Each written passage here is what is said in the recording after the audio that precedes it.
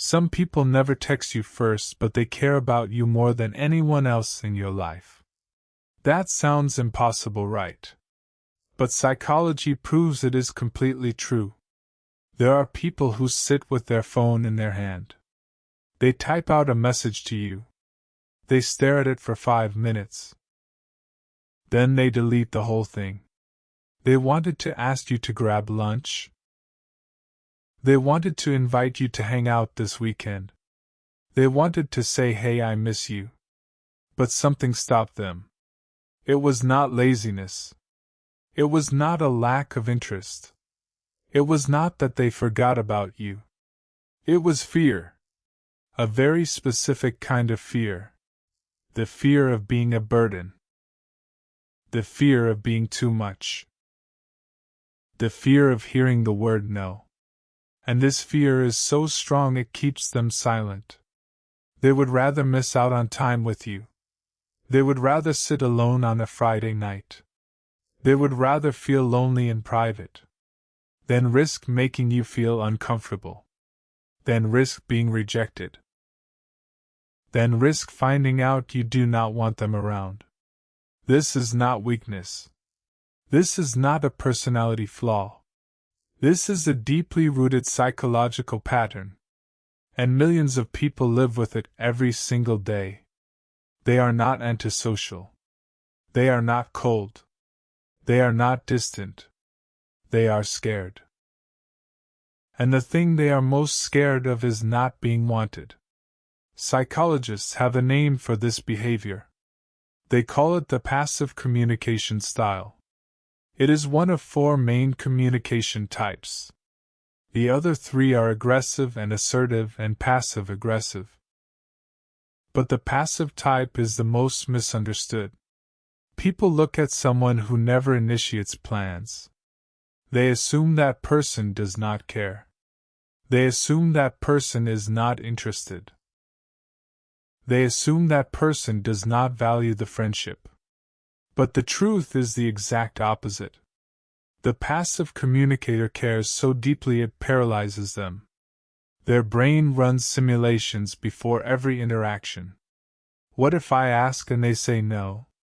What if they say yes but they do not mean it? What if they come but they have a terrible time? What if they blame me for wasting their evening? What if they start avoiding me after this? What if this is the thing that ruins everything? These thoughts are not rational. The passive communicator usually knows that. But knowing something is irrational does not make it go away. That is not how the human brain works. Anxiety does not respond to logic alone. It responds to patterns. And the passive communicator has built a pattern. The pattern says staying quiet is safe. The pattern says not asking means not getting hurt. The pattern says if someone wants to see me, they will ask.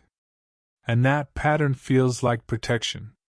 But it is actually a prison. Let me tell you about a man named Marcus.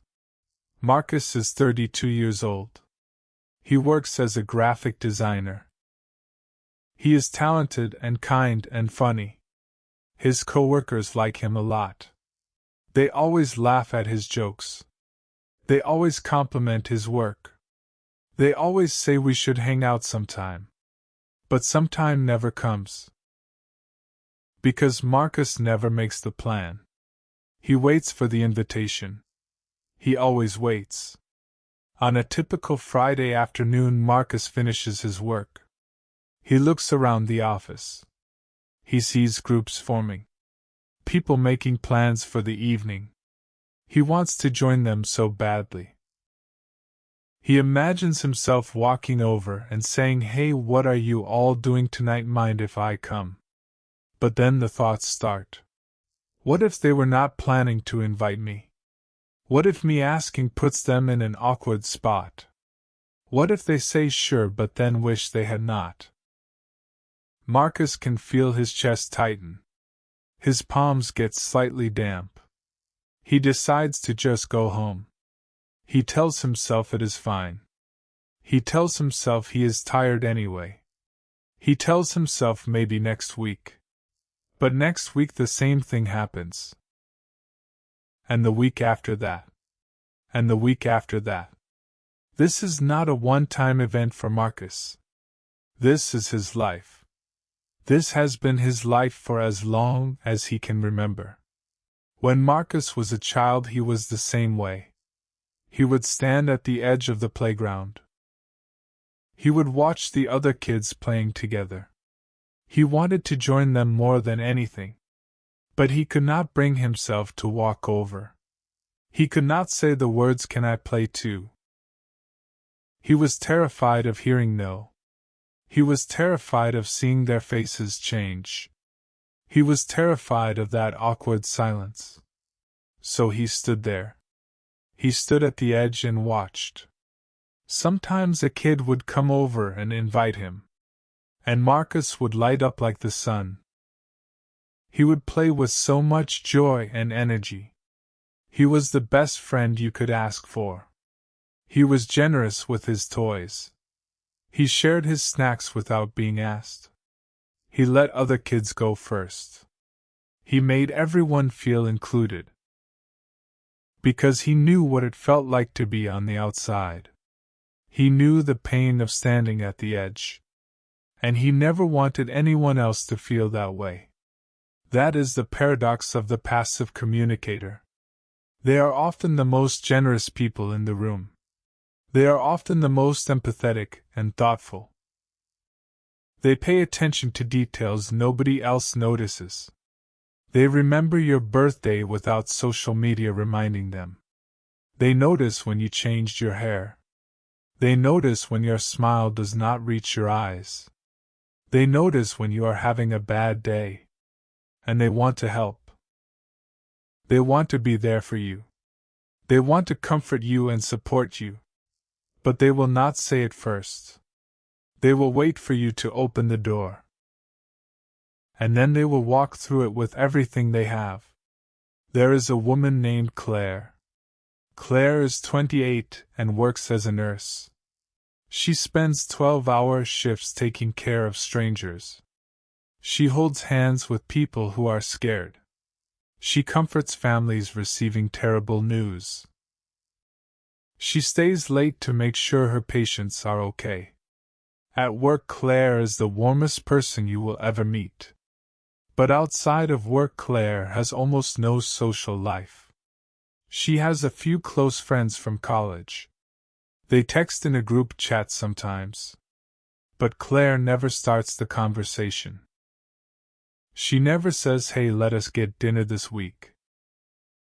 She never suggests a movie or a trip or a coffee date. She reads the group chat and smiles. She types a response and then deletes it. She puts her phone down and stares at the ceiling. Claire tells herself they are all so busy. She tells herself she does not want to bother anyone. She tells herself if they wanted to see her they would ask. And sometimes they do ask. And Claire always says yes immediately. She shows up with a bottle of wine. She brings a homemade dessert. She remembers every detail of every story her friends told her.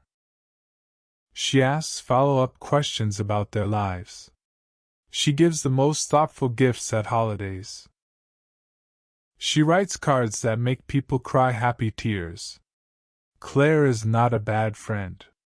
Claire is an incredible friend. She just cannot bring herself to go first. And this is where it gets really interesting. Because psychology tells us exactly why this happens. It is not just personality. It is brain chemistry. The amygdala is the part of the brain that processes fear. In passive communicators, the amygdala is often more reactive. It fires more quickly and more intensely. It sees threats where there are none. A simple invitation to lunch gets processed like a danger signal.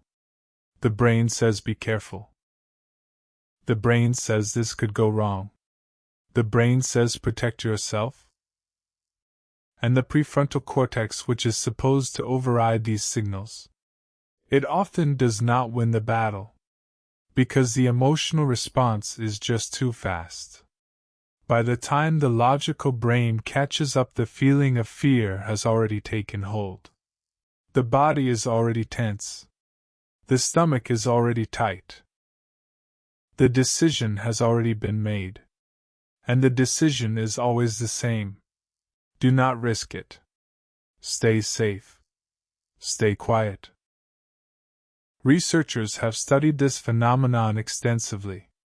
One study published in a major psychology journal found something fascinating. People with passive communication tendencies have higher activity in their anterior cingulate cortex. This is the part of the brain that monitors social conflict.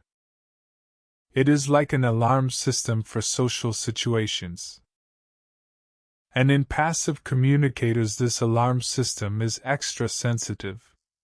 It goes off at the slightest hint of potential rejection. It does not need real rejection to activate. The mere possibility of rejection is enough. Think about what that means for a moment. Every time a passive communicator thinks about inviting someone to do something, their brain literally sounds an alarm. Their body goes into a mild stress response. Their heart rate increases slightly. Their cortisol levels bump up just a touch. Their muscles tense just a little bit. All because they thought about sending a text message. All because they considered asking a friend to get coffee. That is exhausting. And that is why passive communicators often seem tired. That is why they often seem withdrawn. It is not that they do not want to socialize. Their brain is making socialization feel physically threatening. Every interaction they initiate costs them energy. So much more energy than it costs other people. While an assertive person can fire off a text saying drinks tonight, and not think about it again until they get a response, a passive communicator agonizes over every word. Should I say tonight or this evening? Should I use an exclamation point, or will that seem desperate? Should I add a smiley face, or will that be too much? What if they are busy and I make them feel guilty? What if they were planning to relax and now they feel obligated? These thoughts spiral and multiply and consume. Until the passive communicator decides it is just not worth it. Better to not ask at all. Better to wait and see. Better to let someone else make the first move. But here is what most people do not understand. This pattern did not come from nowhere.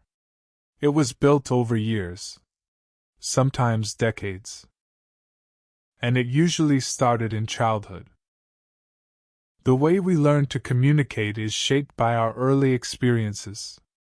Children who grow up in environments where their needs were dismissed learn to stop expressing needs.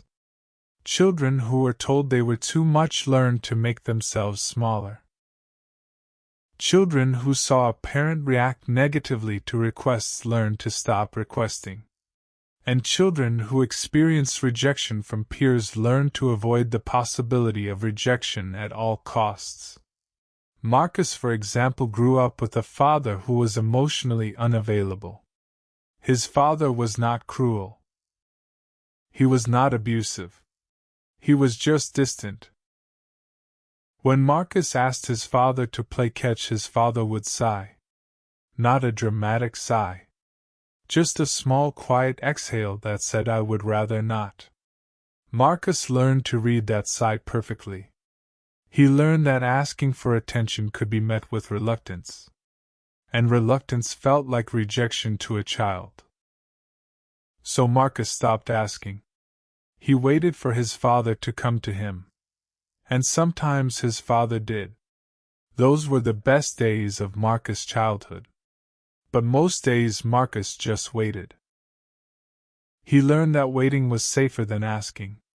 He carried that lesson into every relationship for the rest of his life. Claire had a different experience. She grew up in a big family. 5 kids and 2 parents in a small house. There was never enough attention to go around. Claire learned early that the loudest kids got noticed. Her older brother would scream until he got what he wanted. Her younger sister would cry and everyone would come running. But Claire was the quiet one. She was the easy one. She did not make demands. She did not cause trouble. And she was rewarded for that. Good girl, they would say. Claire is so easy. Claire never asks for anything. Claire is such a good kid. And Claire internalized that message completely. Being good meant not asking. Being lovable meant not needing. Being easy meant never being the one to initiate.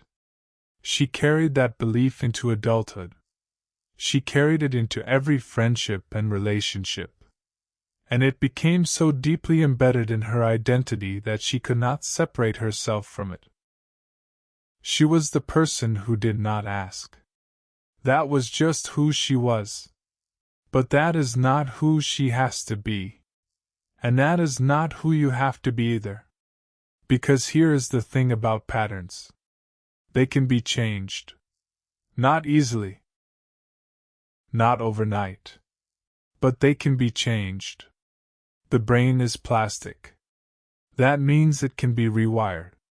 New neural pathways can be formed. Old ones can be weakened. It takes practice and patience and a lot of self-compassion. But it is absolutely possible. Let me explain how this works from a neuroscience perspective. Every time you engage in a behavior, your brain strengthens the neural pathway associated with that behavior. So every time you choose not to initiate contact, your brain strengthens the pathway that says not initiating is the right choice. Every time you delete a text before sending it, your brain strengthens the pathway that says deleting text is safe. Every time you stand at the edge instead of walking over, your brain strengthens the pathway that says edges are where you belong. But the reverse is also true. Every time you send that text, your brain builds a new pathway. Every time you make a plan, your brain reinforces a different pattern. Every time you say, "Hey, want to grab lunch?" your brain learns that initiating is survivable. And over time, with enough repetition, the new pathway gets stronger. And the old one gets weaker. This is called neuroplasticity. And it is one of the most hopeful discoveries in all of brain science. It means you are not stuck. No matter how long you have been this way. No matter how deeply ingrained the pattern feels. You are not stuck. Your brain can learn a new way. But I want to be very clear about something. Changing is not mandatory. There is nothing wrong with being a passive communicator. There is nothing broken about you. You are not defective or flawed or less than. You are simply wired to prioritize other people. You are wired to think about their comfort first. You are wired to consider their feelings before your own. And in a world that often feels selfish and self-centered, that quality is rare and beautiful. The problem is not with you. The problem is that the world often does not understand you. People misread your silence as indifference. They misread your patience as disinterest. They misread your restraint as coldness. And that hurts. It hurts to be misunderstood by the people you care about most. It hurts when someone says you never call, or why do not you ever make plans? Because in your mind you are thinking, I wanted to. I wanted to so badly. I just could not. I was too scared. I was too worried about bothering you. I was too afraid of your response. That gap between what you feel and what you show is enormous. And it is one of the loneliest experiences a person can have. You are surrounded by people who matter to you. But you feel completely alone. Because no one knows how much you care. No one sees the thoughts you think about them. No one knows how many messages you wrote and deleted. No one knows how many times you almost called. No one knows how many invitations you almost extended. All they see is the silence. And they interpret that silence incorrectly. But here is what I want you to hear. If you are this person, if you are Marcus or Claire or anyone like them, your silence is not emptiness. Your silence is full. It is full of caring. It is full of consideration. It is full of respect. It is full of love that does not know how to announce itself. You are not failing at friendship or relationships. You are just showing up differently than most people expect. And that is okay. That is more than okay. That is who you are. And who you are has tremendous value.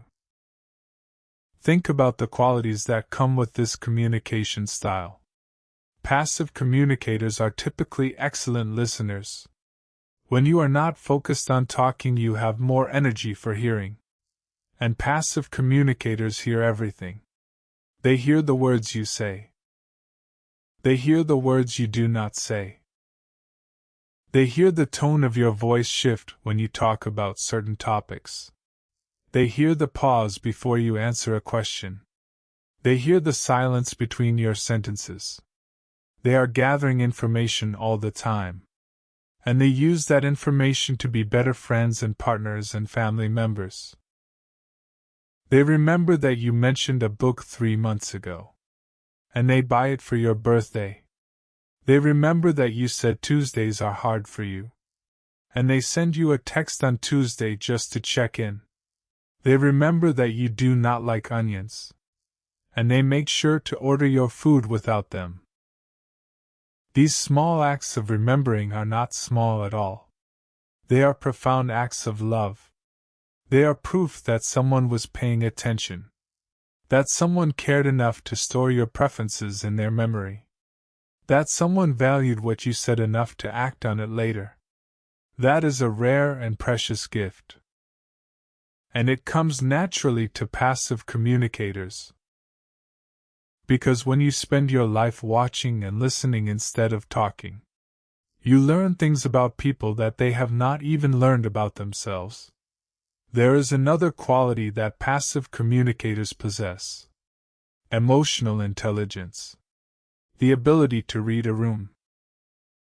The ability to sense tension before it becomes conflict. The ability to know exactly what someone needs without being told. This skill develops because passive communicators are hyper-aware of social dynamics. They have spent their whole lives studying other people. Not because they chose to, but because their survival instinct told them they had to. When you are afraid of social rejection, your brain becomes excellent at predicting social outcomes. You learn to read body language like a second language. You notice crossed arms and averted eyes and forced smiles. You notice when someone leans in because they are interested. You notice when someone leans back because they are done. You notice when a laugh is real and when it is polite. You notice everything. And this makes you incredibly valuable in social situations. Even if you are not the one talking. Even if you are not the one making plans. You are the one who knows. You know who is uncomfortable. You know who needs to leave. You know who is pretending to be fine. You know who needs a friend right now. And if someone comes to you with that need, you will show up completely. You will show up with your full heart and your full attention. You will show up and stay for as long as they need you. That is not a weakness. That is a superpower. But like all superpowers, it comes with a cost. The cost of the passive communication style is loneliness. Real deep, profound loneliness. Not because you are alone, but because you feel alone. You feel alone in a crowded room. You feel alone at a party surrounded by friends. You feel alone because the connection you crave requires vulnerability. And vulnerability requires going first. And going first is the one thing your brain will not let you do. This creates a painful cycle. You want connection. Connection requires initiative. Initiative triggers fear. Fear leads to inaction. Inaction leads to isolation. Isolation increases the desire for connection. And the cycle starts again. Round and round and round. Like a hamster wheel you cannot get off. And every rotation wears you down a little more. Every missed opportunity makes you a little more tired. Every deleted text message makes you a little more hopeless. Until one day you start to believe the story your fear has been telling you. You start to believe that people do not actually want you around. You start to believe that your absence goes unnoticed. You start to believe that you are forgettable. But none of that is true. It has never been true. The people in your life notice your absence. They wonder why you do not call. They wonder why you do not make plans. They just do not understand the reason. And you have not told them the reason because telling them would require the exact vulnerability you have been avoiding. It is a catch-22 of the highest order. But there are ways through it. There are small steps you can take that do not require you to transform overnight. You do not have to become the life of the party. You do not have to become the person who organizes every group outing. You do not have to become someone you are not. You just have to find small ways to let people know you care. One strategy that psychologists recommend is called graduated exposure. It is based on the same principles used to treat phobias. You start with the least scary version of the behavior and work your way up. For a passive communicator, that might look like this. Week 1, you send a reaction to someone's story on social media. That is it. Just a reaction. No words required. Just a thumbs up or a heart or a fire emoji. Week 2, you reply to a story with a short comment. Something like "This is so cool" or "Wow, that looks amazing." Just a few words. Nothing that requires a response. Week 3, you send someone a direct message out of the blue. Something simple like, "Hey, I was thinking about you today, hope you are doing well." Week 4, you suggest a loose plan. Something like, "We should get coffee sometime." Nothing specific. Nothing that requires an immediate commitment. Just putting the idea into the universe. Week 5, you suggest an actual plan with a time and place. Something like, "Hey, are you free Saturday afternoon for coffee at the place on Main Street?" Each step is slightly more vulnerable than the last. Each step requires a little more courage.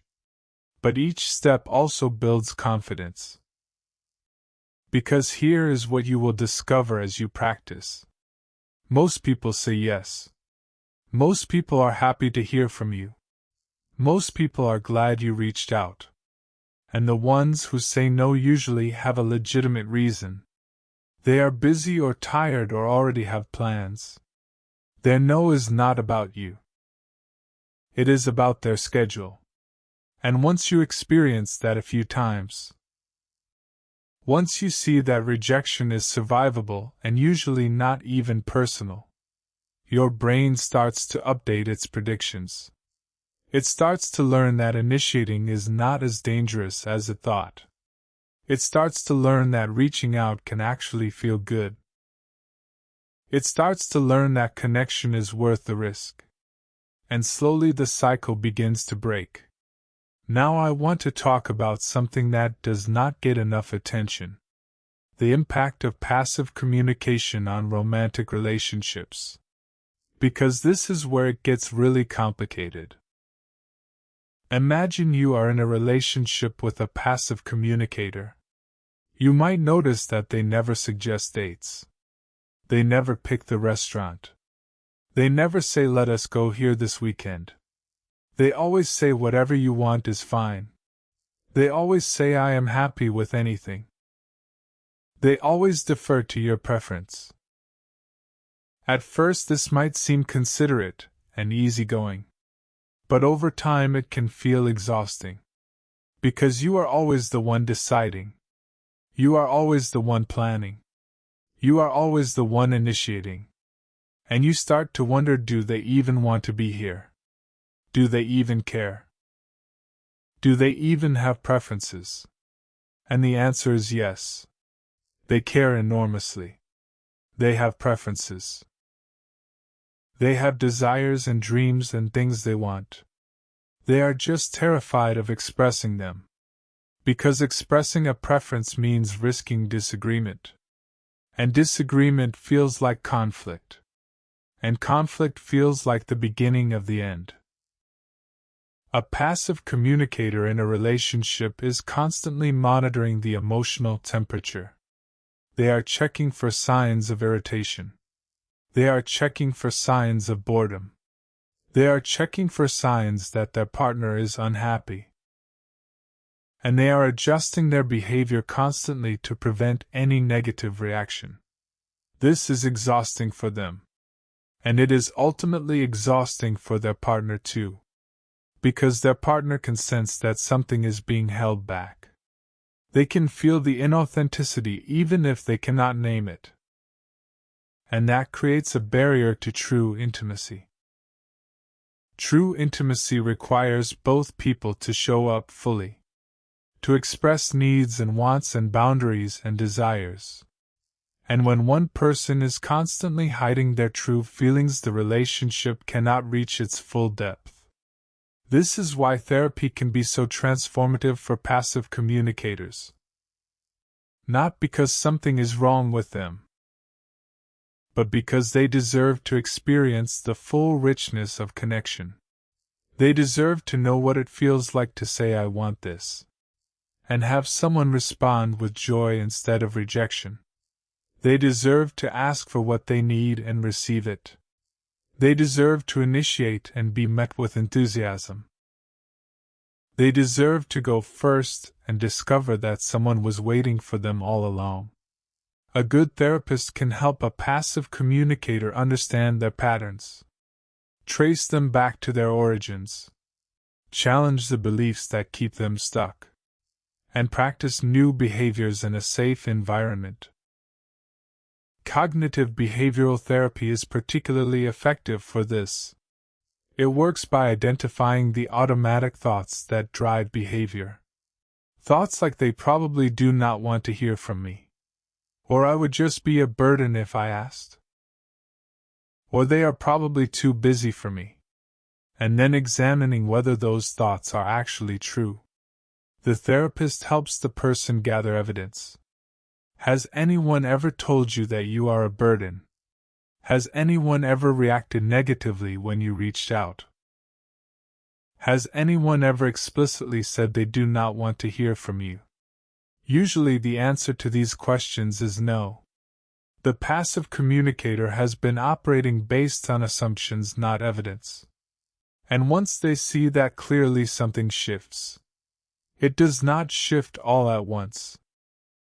It is not a light switch moment. It is more like a dimmer slowly turning up. But it shifts. And the world starts to look a little less threatening. And the phone starts to feel a little less heavy. And the text message starts to feel a little less impossible. Let me tell you about another person. His name is Derek. Derek is 45 years old. He is a high school teacher. He teaches history and he is very good at it. His students love him because he listens to them. He respects them. He treats them like actual human beings. He remembers their names and their interests and their struggles.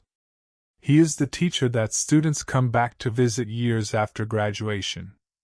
But Derek has almost no friends outside of work.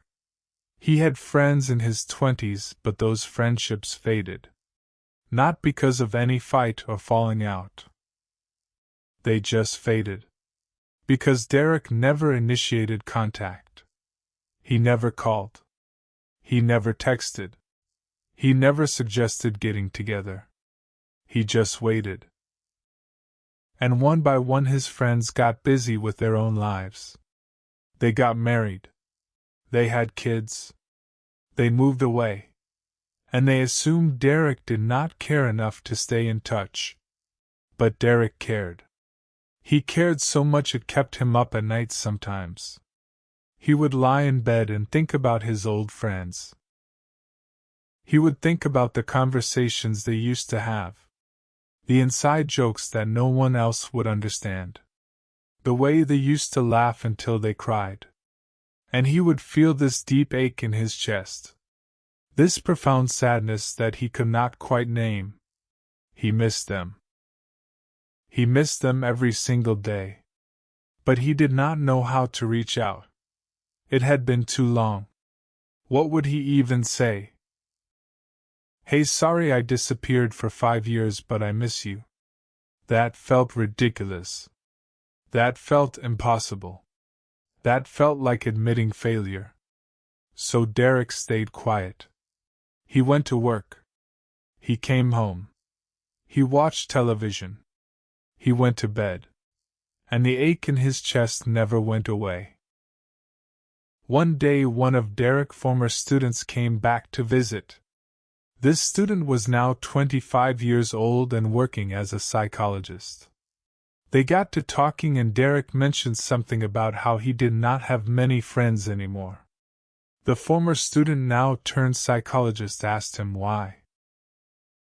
And Derek said, I do not know, I guess I am just not good at keeping in touch. The former student asked him a few more questions. Gentle, probing questions. Not invasive but curious. And eventually Derek started to open up. He talked about the fear. The fear of initiating. The fear of rejection. The fear of being a burden.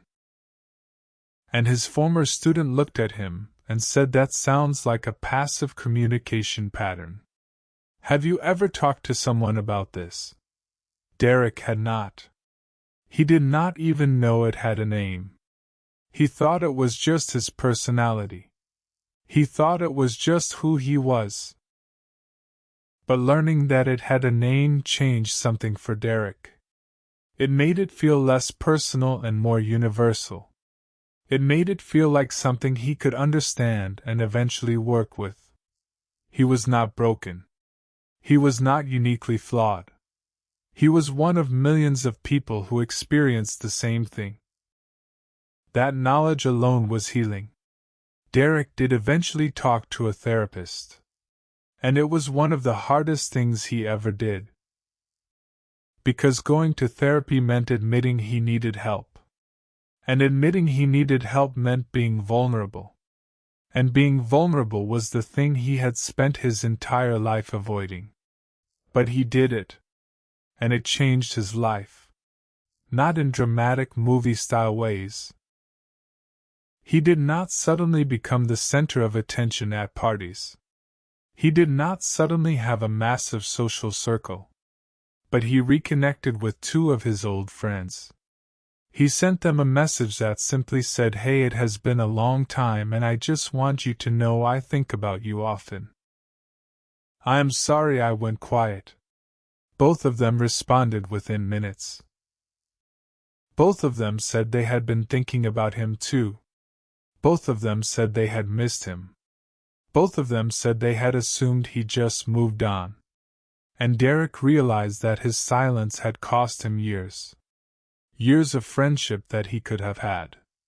Years of memories that were never made. Years of support that was never given or received. All because his brain told him it was safer not to ask. And his brain was wrong. I want to address something important here. Not everyone who relates to this pattern needs therapy. Not everyone needs professional intervention. Some people function perfectly well with a passive communication style. They have enough people in their life who initiate contact with them. They have a partner who understands their nature. They have family who stays connected regardless. And they are content. If that is you, then please do not feel like this is something you need to fix. There is no correct way to communicate. There are only different ways. And your way has served you this far. But if you are reading this and feeling a sense of recognition that borders on pain, if you are seeing yourself in Marcus or Claire or Derek, if you are feeling that ache in your chest right now, then maybe it is time to take a small step. Not a giant leap. Just a small step. Send one message today. To anyone. It does not have to be profound. It does not have to be vulnerable. It can be as simple as, "Hey, how are you?" Just break the pattern once. And see what happens. You might be surprised. You might discover that the wall you have been hiding behind was never as thick as you thought. You might discover that the rejection you feared was never waiting on the other side. You might discover that people have been hoping to hear from you, waiting for you, missing you, all this time. There is a concept in psychology called the liking gap. Research has shown that people consistently underestimate how much others like them. After a conversation, most people assume the other person liked them less than they actually did. This is true for everyone, but it is especially pronounced in passive communicators. Passive communicators assume people tolerate them, when in reality people genuinely enjoy their company. They assume their presence is neutral at best, when in reality their presence is valued and desired. They assume people would not notice if they stopped showing up, when in reality people would notice immediately and feel the loss. The liking gap is a cognitive distortion. It is your brain lying to you. It is your insecurity projecting itself onto other people. And it is almost always wrong. Studies have shown this again and again. People like you more than you think they do. People want you around more than you believe they do. People notice you more than you imagine they do. Your fear has been feeding you false information your entire life. And you have been believing it without question. Because it felt true. And feelings can be very convincing. But feelings are not facts. Your feeling of being unwanted is not evidence that you are unwanted. Your feeling of being a burden is not evidence that you are a burden. Your feeling of being forgettable is not evidence that you are forgettable. These feelings are just your amygdala doing what it does best, trying to protect you from a threat that does not exist. Let me share some practical advice that comes from research. If you are a passive communicator who wants to start initiating more, start by choosing low-stakes situations. Do not begin by asking your crush on a date. Do not begin by calling someone you have not spoken to in years. Start small. Start safe. Text a family member you are comfortable with. Reply to a friend's social media post. Comment on someone's photo. These micro-interactions build confidence. They teach your brain that reaching out is safe. They create positive feedback loops. Each small success makes the next attempt slightly easier. Another strategy is to use what psychologists call implementation intentions. This is a fancy term for making specific plans about when and how you will take action. Instead of saying I should reach out to people more often, you say every Sunday at 10 in the morning I will send one text to one friend. The specificity matters. When you leave it vague, your brain has too much room to negotiate its way out. But when you have a specific time and a specific action, it becomes automatic. It becomes a habit. And habits do not require willpower. They just happen. A third strategy is to reframe the narrative around rejection. Passive communicators tend to see rejection as catastrophic. But rejection is actually one of the most normal human experiences. Everyone gets rejected. Everyone hears no sometimes. The most popular person you know has been rejected countless times. They have been turned down for dates and jobs and opportunities. They have been told no and not now and maybe later. But they kept going. Not because they are braver than you, but because they learned that rejection is temporary. It stings for a moment, and then it passes. And what remains after it passes is the knowledge that you tried, that you put yourself out there, that you were brave enough to ask. And that knowledge is worth more than any individual yes or no. I want to talk about one more thing before I move on. The relationship between passive communication and people-pleasing. These two patterns often go hand in hand. Because the same fear that prevents you from initiating contact also drives you to over-accommodate when contact happens. Passive communicators often become people-pleasers by default. They say yes when they mean no. They agree when they disagree. They smile when they are hurt.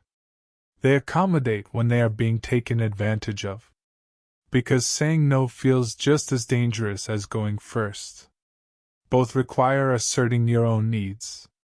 Both require risking someone else's disapproval. And that is the core fear. Disapproval. Rejection. Being pushed away. Being deemed not good enough. This combination of passive communication and people-pleasing can lead to resentment over time. Because you are constantly giving more than you are receiving. You are constantly adjusting to other people while no one adjusts to you. You are constantly monitoring their comfort while ignoring your own. And eventually something inside you starts to feel angry. Not at any one person, but at the pattern itself. At the unfairness of always being the one who adapts. At the injustice of never being the one who gets asked what do you want. That resentment is a signal. It is your authentic self trying to get your attention. It is saying, hey, something is not right here. I have needs too. I have preferences too. I matter too. Listen to that signal. Do not push it down. Do not shame yourself for feeling it.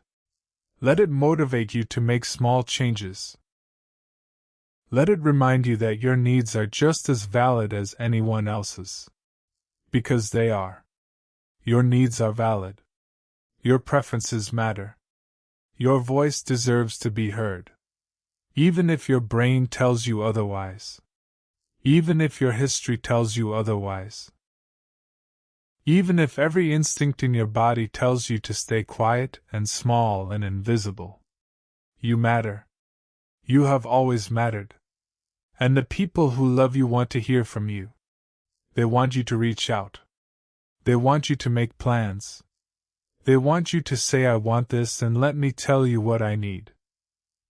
They are not going to reject you for that. They are going to love you more for it. Because they will finally get to see all of you.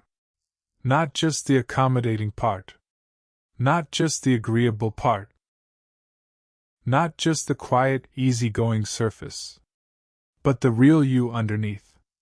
The you that has opinions and desires and boundaries.